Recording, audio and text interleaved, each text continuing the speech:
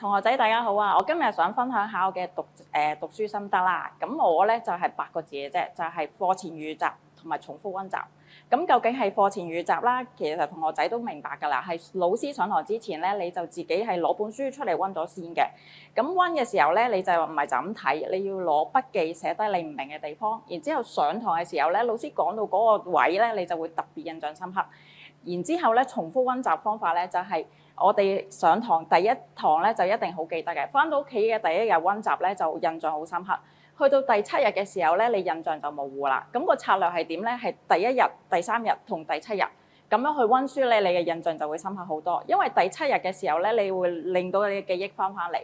然之後咧，希望呢一個讀書嘅策略咧，可以幫到同學仔啦，喺個成長嘅道路上咧，揾到自己嘅讀書嘅策略，同埋令到自己嘅生命發光發亮嘅。多謝晒。